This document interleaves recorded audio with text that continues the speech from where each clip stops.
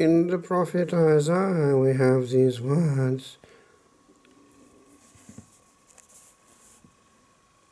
all who observe the Sabbath, not profaning it. Then goes on, these I will bring to my holy mountain. I will make them joyful in my house of prayer. Their holocausts and their sacrifices will be accepted on my altar, for my house will be called a house of prayer for all the peoples.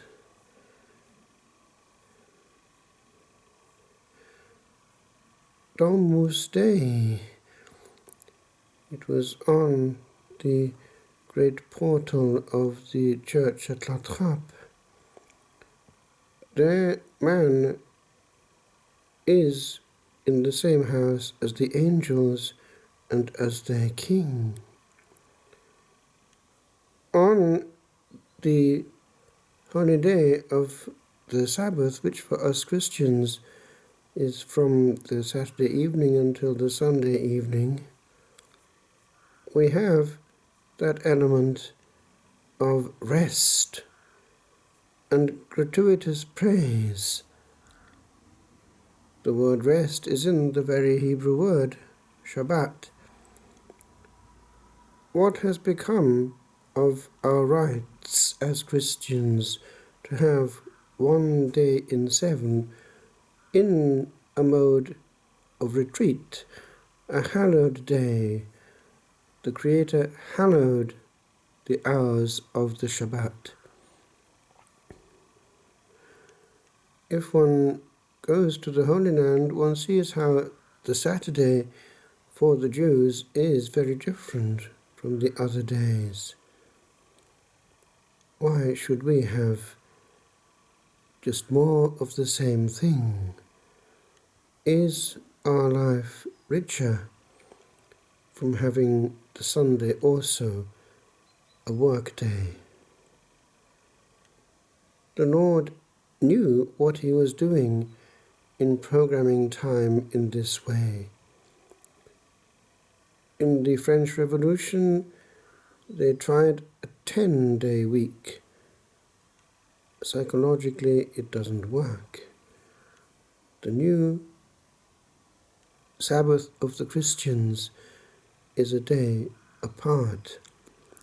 And at La Salette, Our Lady was weeping, partly because her son had reserved one day in 7 to himself, and men would not give it to him. She also was weeping because the workers could not work without abusing her son's name. And how much of that goes on in our big sporting events. Sport has become the new God, and the Sunday obligation gets put on a back burner in its honor. What will that extra goal count when it comes to the moment of death? There, the score will be seen to be what it is. Being brought up in Wales, the Sunday was very different, and it wasn't just once but 3 times that one would be going to the chapel, and it was a day apart. Even in society, there was a calm there because things didn't function really on a Sunday. Strangely enough, in mid-European countries, there is a law that heavy goods vehicles may not travel on the roads on a Sunday. That's a good vestige of Christian ethos because they want people to have a family day. And if these are blocking the roads even on a Sunday, there is more of the same thing. But it is not enough even just to fulfill the obligation of sanctifying the Lord's Day by assisting at the Holy Sacrifice. That needs to be outworked, for the Lord wanted the attention of his creatures. He wanted to be able to get through to them and minister to them. And he knew what he wanted. He wanted a certain calm. In one of the hymns in Wales, it talks about having our Sabbaths, days of heaven. Gwna'n sabothau'n dyddiau'r nef. And it goes on, Dyron gwlith in cymanfaoedd. Give your due to our assemblies.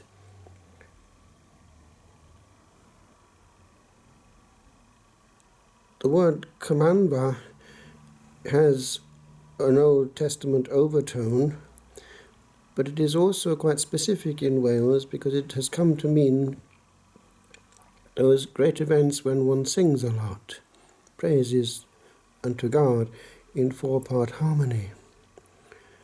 And there was a joy even in childhood to hear that in the air. We need that healing also on the Lord's Day, something different, an experience of the great and mysterious, the other.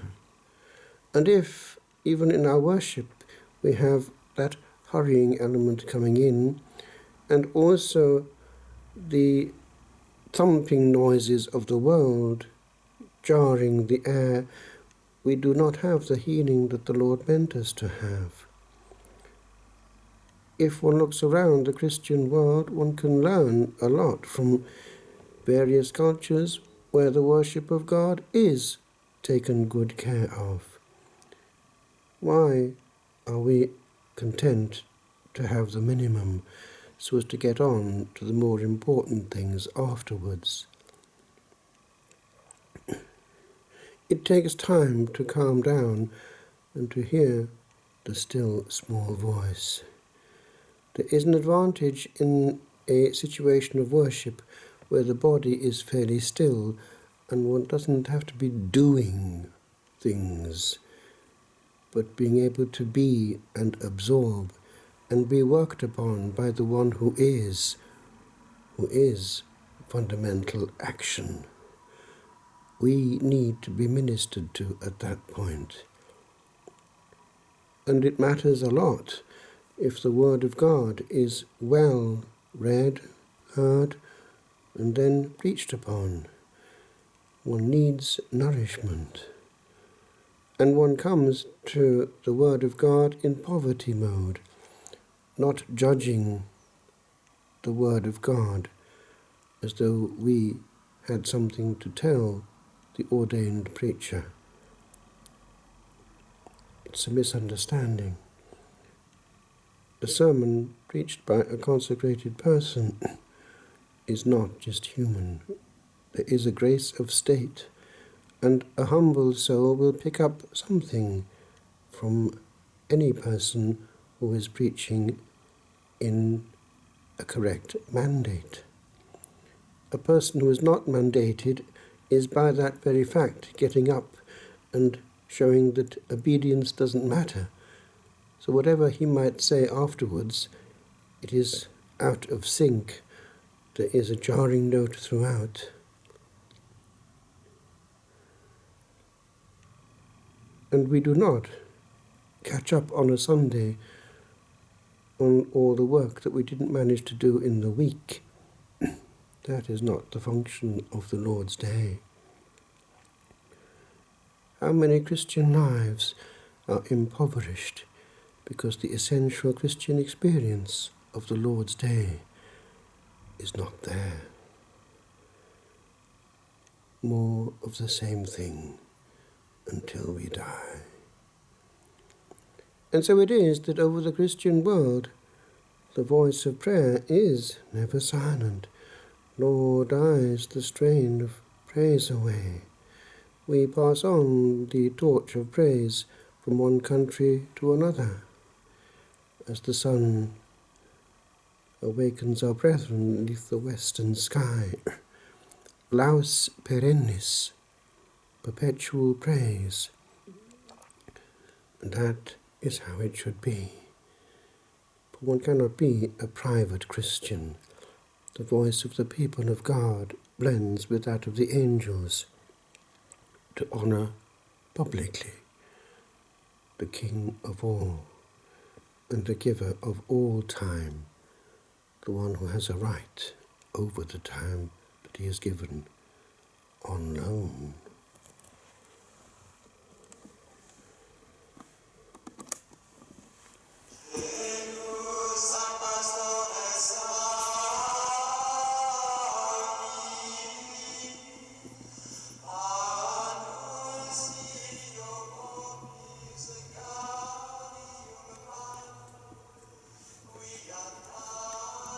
Haus perennis, perpetual praise.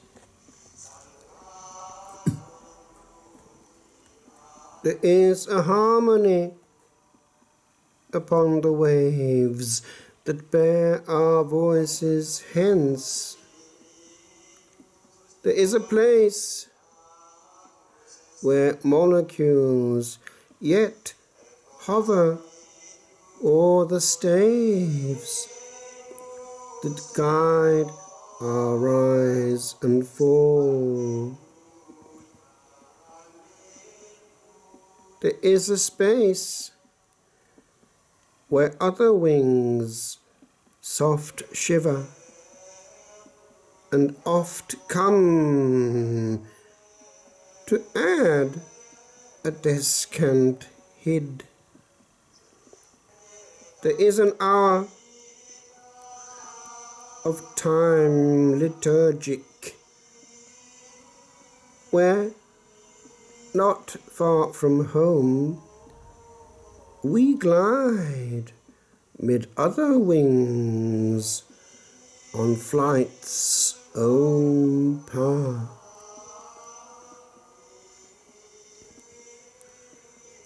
There is, I say, a frontier that is not where earth and heaven collide, and side by side are sung old melodies, not quite forgot.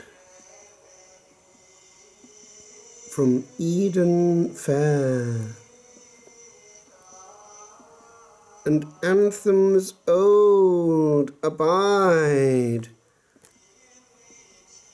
from blessing not quite lost. For music is a language that we own, that once was his.